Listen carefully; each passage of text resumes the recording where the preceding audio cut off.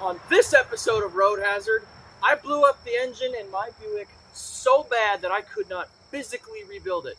So we put a 415 horsepower crate engine in the car from Blueprint Engines and broke it in by driving it 1,000 miles to an abandoned speed shop somewhere in Birmingham, Alabama to hang out with Finnegan and Freiburger from Roadkill. I am so tired.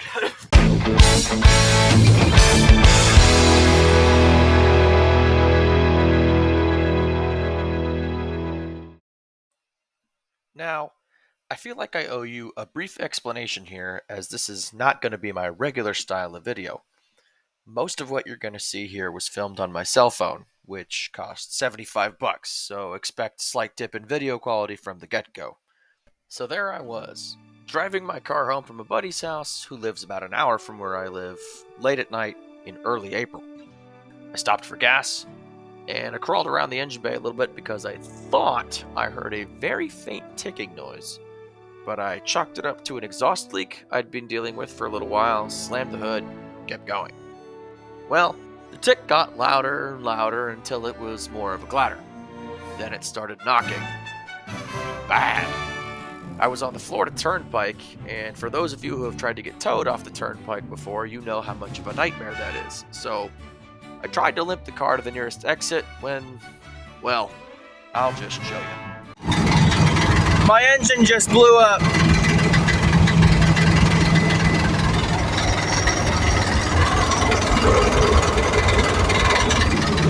Clattering really loud. Under any throttle except when I lift. As soon as I get back on it, it's knocking like crazy. That connecting rod just gave up.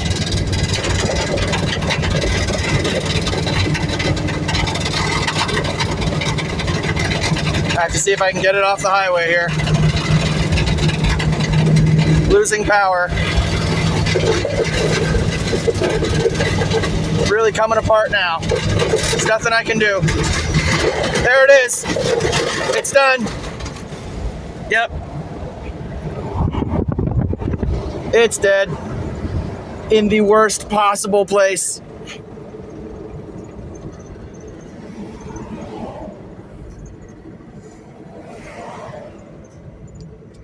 I bet I have rods hanging out of the block right now.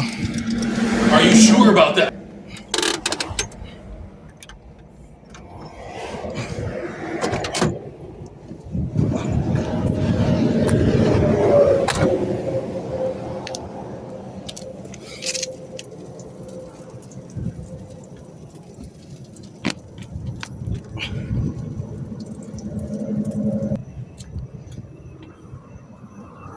Oh yeah. It is so beyond dead. Oh my God.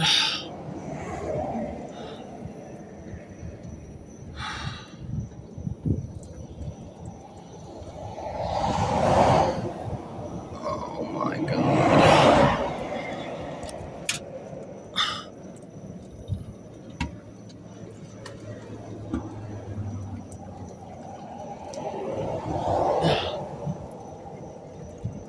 Yeah, that's seized up good.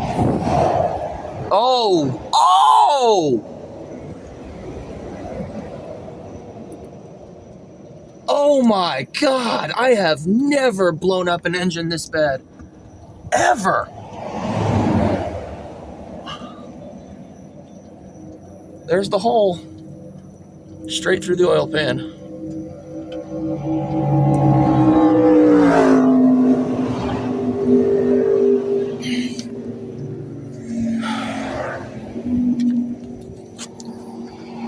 Oh, there's one on this side too. Are you serious? Oh my God. Oh my God, the entire oil pan's coming apart. Oh my God.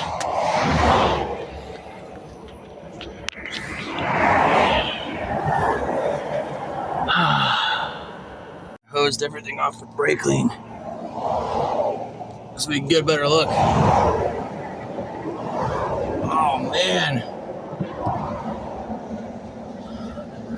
it's so bad.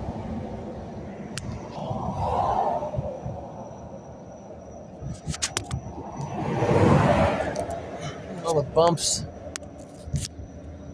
on the pan. I could barely sleep last night. I wanted to drain this so bad and see what was in it. And of course, because it's hard to sleep after you do this kind of damage to it. Oh, yeah.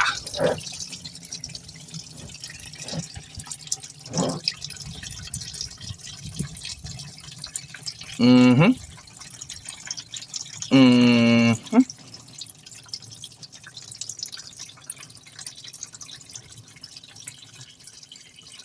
There's the oil. Starting to come out. Almost.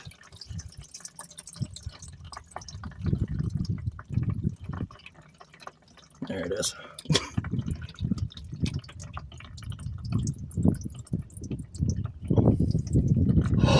Oh, the block cracked.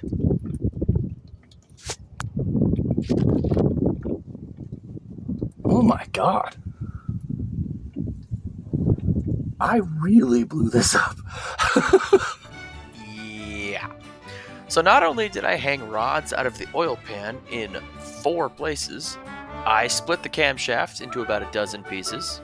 I snapped 1 connecting rod completely in half, shattered 4 pistons, broke the timing sprocket, cracked the engine block in 3 different places, and somehow I managed to wedge a lifter in between the cylinder wall and a cooling jacket, which knocked a huge hand-sized chunk out of the side of the block. When I break stuff, I break stuff.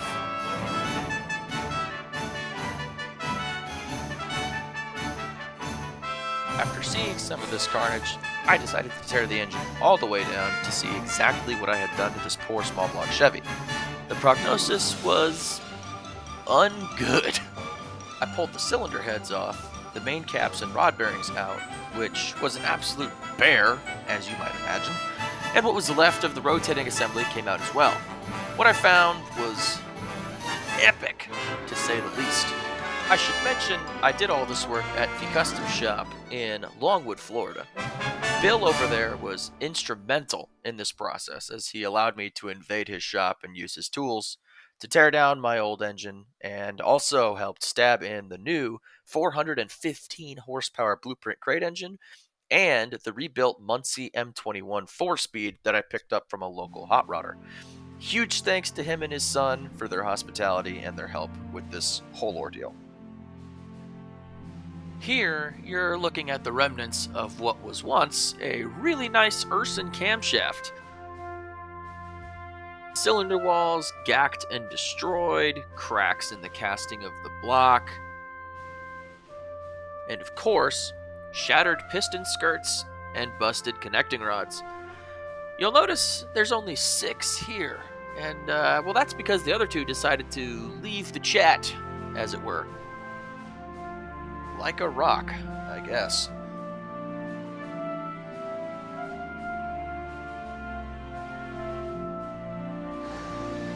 I promise you've never seen breakage like this before.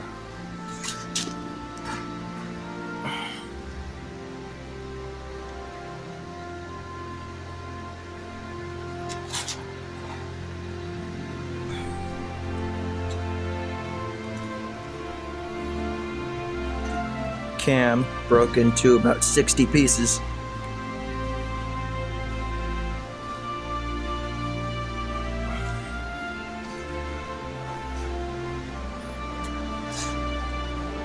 That is a lifter.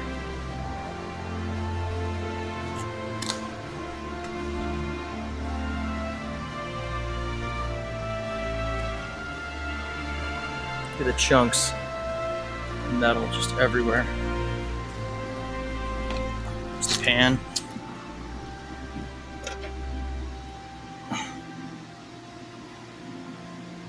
quad cap.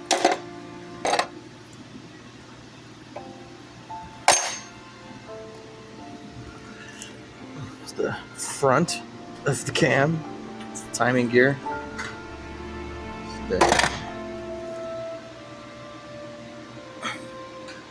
Insane.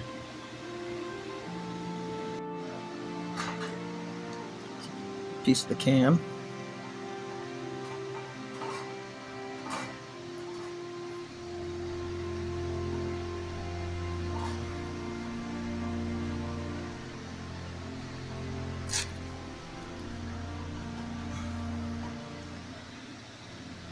God.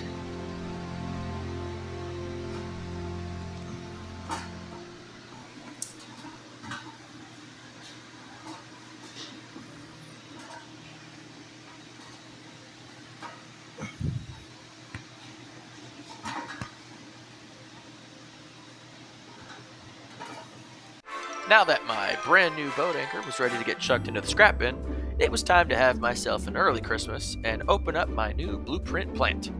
Try saying that 5 times fast.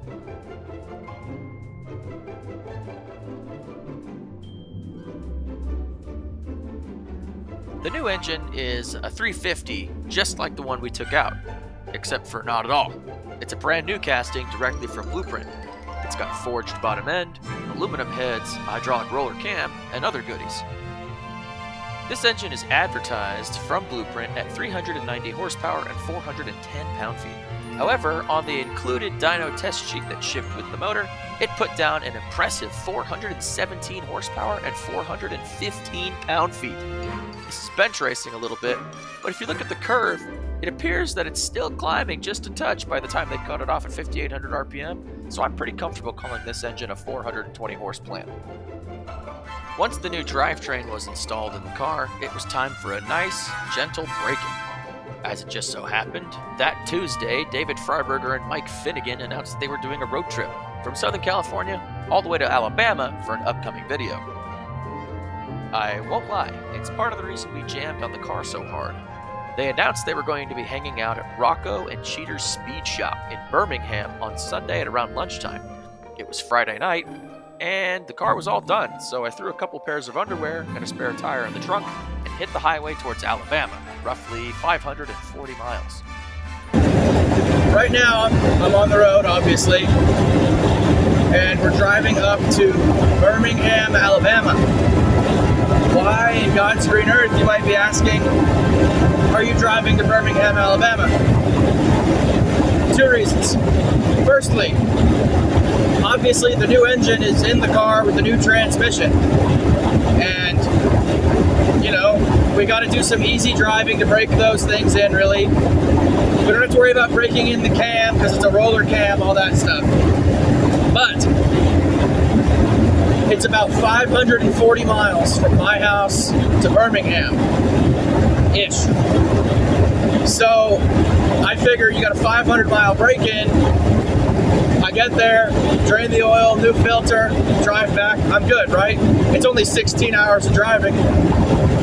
That comes the crazy bit, right? You're thinking, why would you do that instead of just driving it around normally for a week, which is admittedly what I would normally do.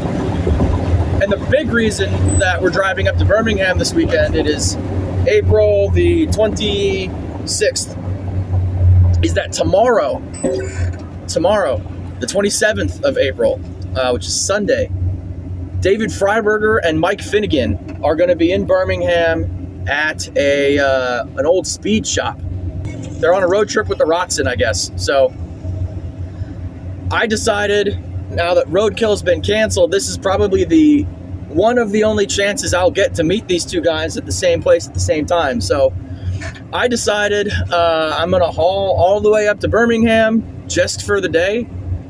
And then I'm literally going to turn around and drive straight back. And that's that. So this is a good shakedown run for the car before we do Power Tour in June, I figure. Do about 1,000 miles. And we'll see how it handles those long cruises. So, you know, I've rationalized this in my head.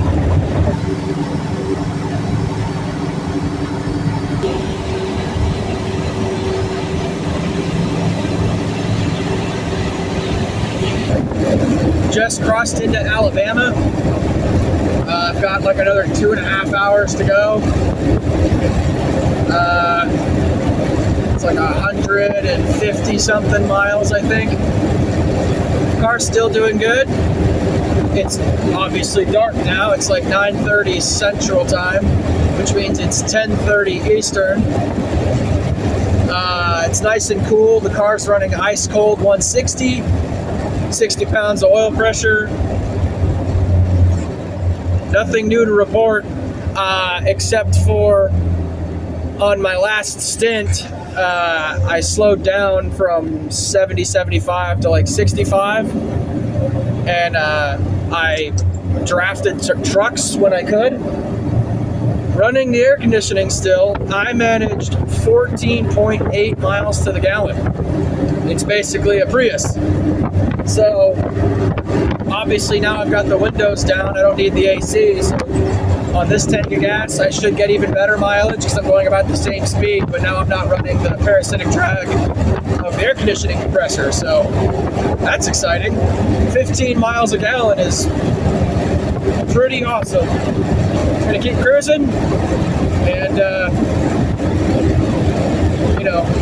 be bopping along.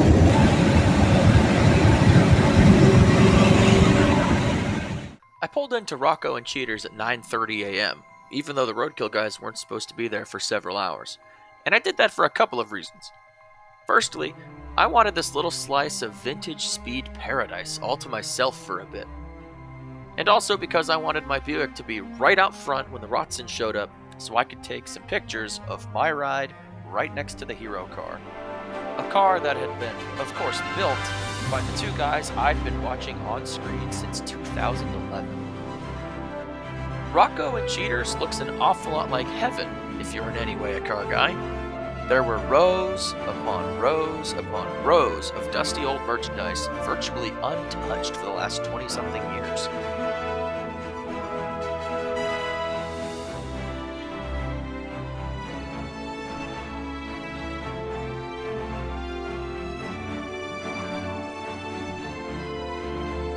Camshafts.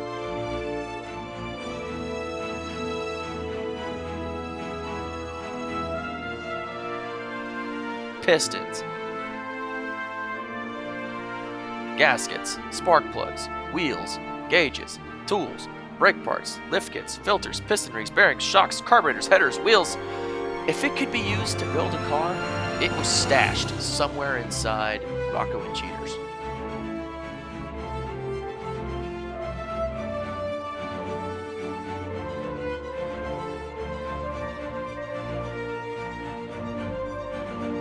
I spent a few hours wandering around the shop before I snapped back to reality and started buying stuff. And buy stuff I did.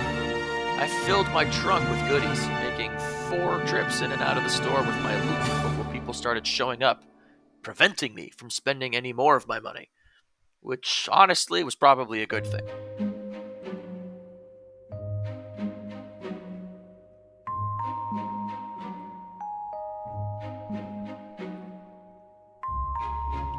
One row that really caught my eye was the collection of aluminum and mag wheels. I scoured the boxes looking for some 15x8 and 15x6 Krager SS's, but ultimately came up empty. I did see Joe from Finnegan's Garage wheeling out a huge stack of wheel boxes at the end of the day, and he told me that Freiburger had found some stuff he just couldn't live without. So we'll just go ahead and pretend that Freiburger stole them from under me.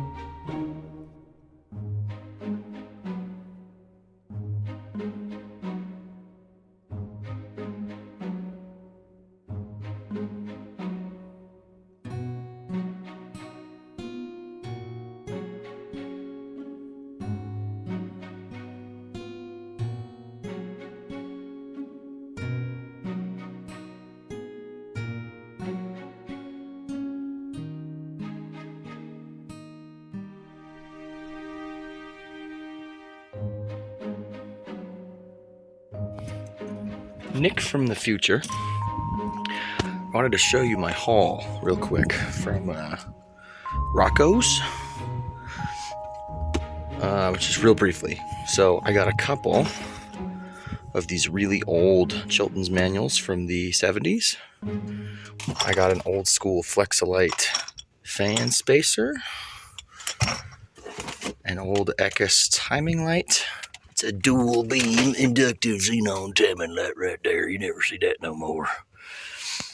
I got a shift boot. It's an old school one from, I think it's Mr. Gasket. These really haven't changed much in the last, 50 years. So that's not very exciting. But it's old, so that makes it cool, I guess. I got 3 sets of feeler gauges, old school feeler gauges.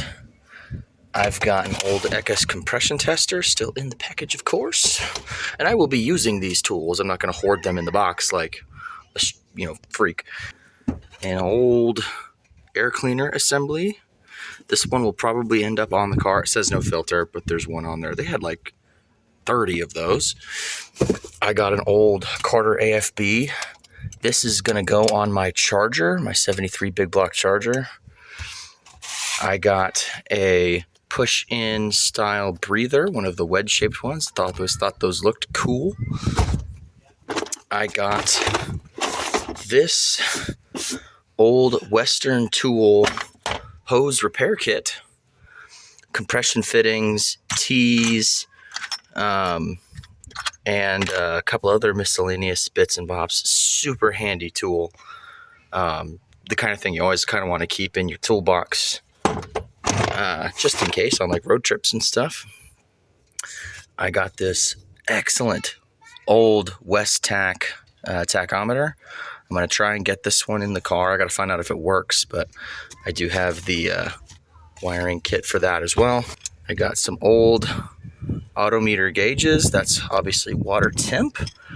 I got fuel and another water temp.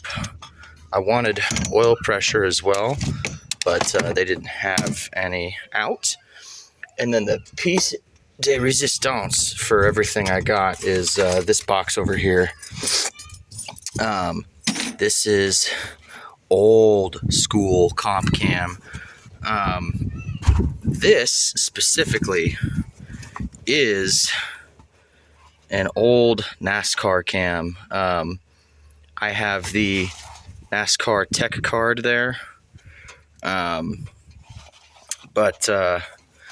yeah, that is an old unit. It does need to be cleaned up some, but that should be a pretty aggressive little bump stick. Should be able to get some pretty good RPM out of that. And it is, of course, for, where's the sticker? There.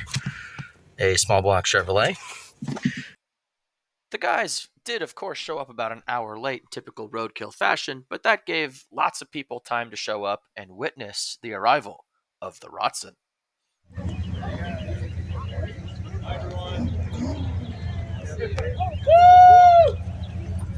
Do a burnout. Yeah! Woo!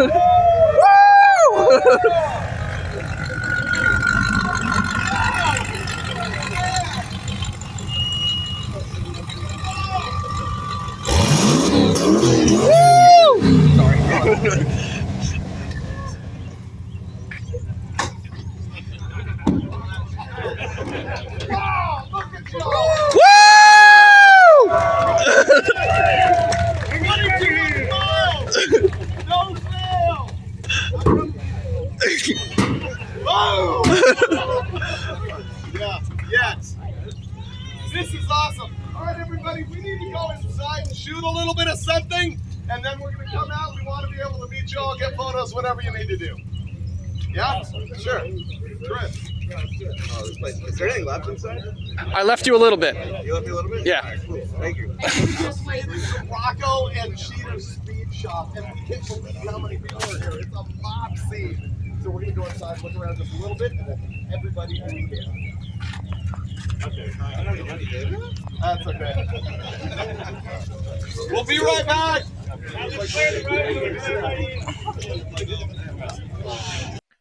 The Rotson winds up being a lot smaller than you think it will be, even if you've been around 240Zs before. Somehow the addition of a turbocharged 5-liter Ford small block and the subtraction of an interior makes it feel dwarfier. The inside is especially cramped looking, and these two guys are honestly heroes for driving this pile of rusty garbage over 2,200 miles. Especially Finnegan, because as I was changing my oil in a parking lot a few blocks away from the speed shop before heading home, I saw him turn the Rotson onto the interstate and motor it towards the rest of the way to his house in Georgia instead of trailering it. Serious man card stuff right there.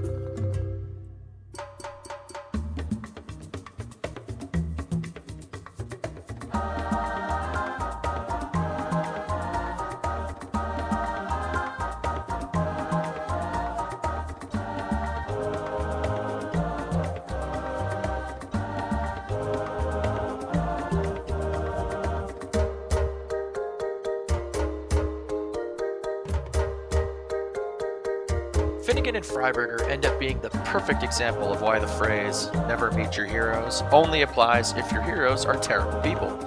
The guys are super nice, stayed all day, talked to every fan, and they even came outside at the end and signed the dashboard of my car after hearing about the calamity of what we went through just to be there. David had a cold and was obviously feeling a little bit under the weather, and he still toughed it out just to hang out with the fans, which was awesome.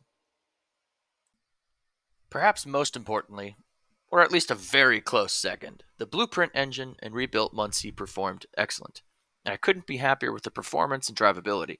Time will tell how much abuse they can handle, but I got a pretty good feeling about it. The whole trip wound up being a ton of fun, and even though I made it home at about 4 a.m. on Monday, and still showed up to class, mind you, I would do it again in a heartbeat. Viva Roadkill.